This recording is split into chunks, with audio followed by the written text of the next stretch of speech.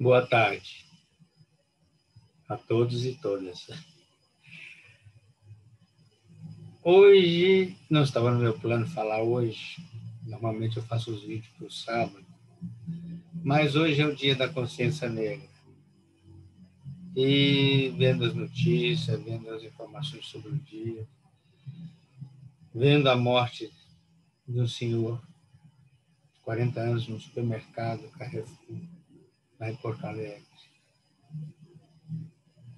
e escutando as notícias, escutando o vice-presidente falar que no Brasil não há racismo, eu quero falar da minha experiência, sim, com racismo, e o que eu posso dizer, vocês estão vendo, é do ponto de vista de uma pessoa branca, criada na classe média, no interior de Minas. E durante a escola, que eu lembro, foi me ensinado que o Brasil sempre foi um país tranquilo, um país amável, um paraíso quase tropical. A colônia era, como que eu poderia dizer, a colônia, além de romântica, o Brasil colônia era quase idílico. As cenas que se tinham da Casa Grande eram cenas de uma vida tranquila das famílias, sim? Das famílias dos senhores, né? Da Casa Grande, das Nhanhá, das mucamas.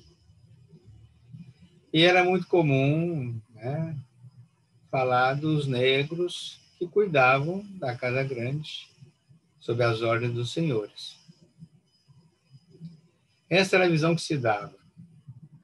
E na escola me ensinavam o seguinte, que o Brasil, na colônia, os portugueses chegaram, muito empreendedores, começaram a desbravar e a buscar as riquezas da região, ficaram deslumbrados com um país tropical, com tanta riqueza, pensaram que ia ter mão de obra farta, porque tinha índio para tudo quanto é lado, né?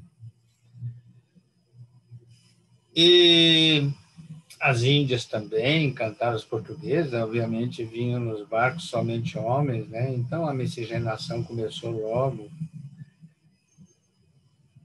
Mas houve uma desilusão muito grande dos portugueses, porque os índios não trabalhavam, os índios não gostavam de trabalhar, eles eram muito preguiçosos. Então, o que aconteceu? Os portugueses tiveram de trazer os negros da África. E por que trouxeram os negros? Porque os negros eram mais fortes, eles já estavam acostumados com o trabalho, eles não se revoltavam, eles eram mais pacíficos. E aí trouxeram os negros no navio negreiro, uma longa viagem.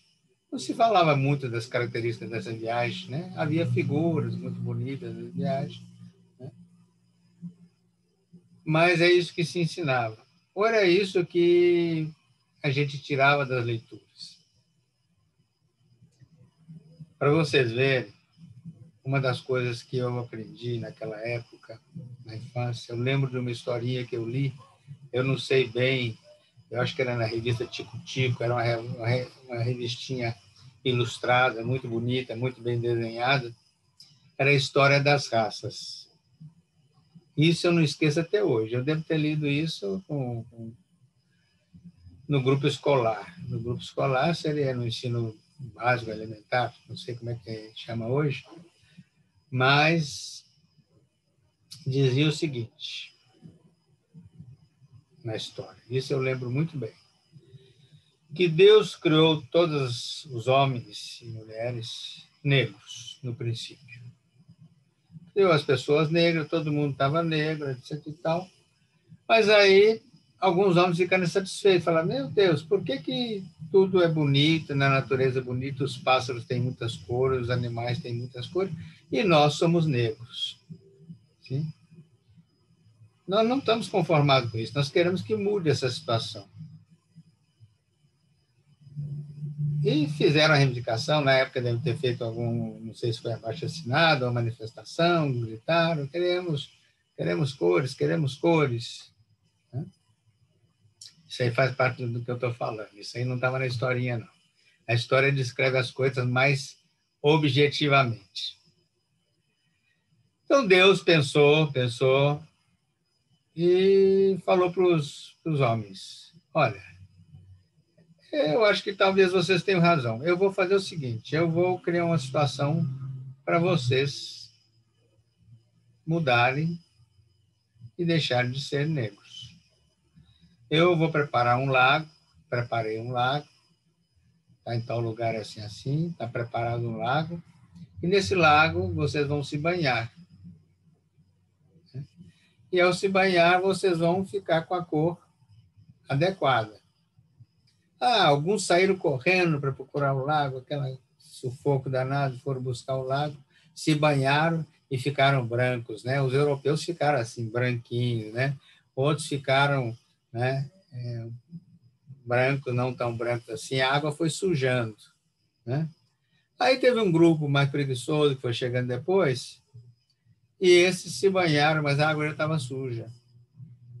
Então, eles começaram a ficar bronzeados, ficaram morenos, ficaram pardos, ficaram de cores assim diferentes, né?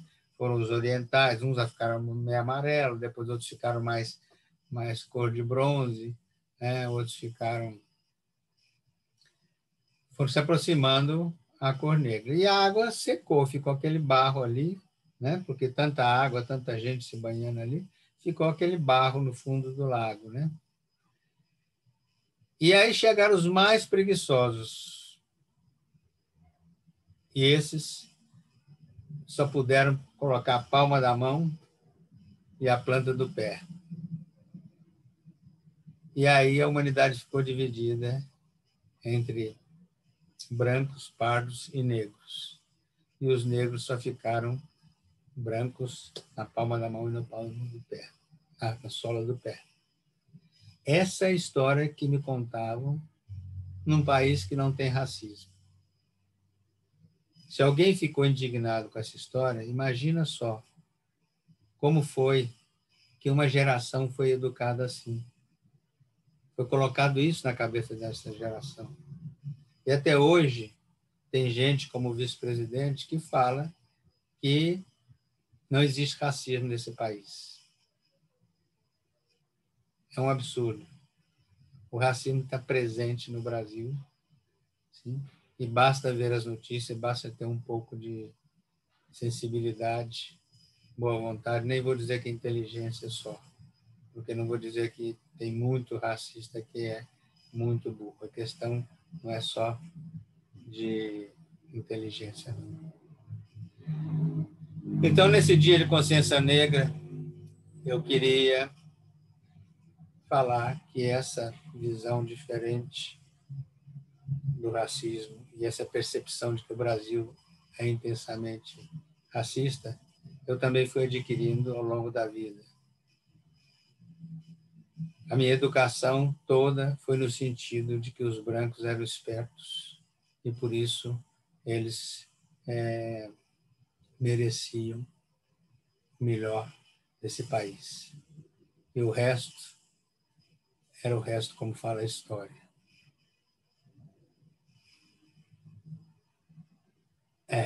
Essa história é pesada. Se alguém ficar com raiva de mim, eu peço desculpa por ter contado essa história. Seguramente os racistas vão ficar com raiva. Mas eu contei essa história racista como uma forma de denúncia. Muito obrigado.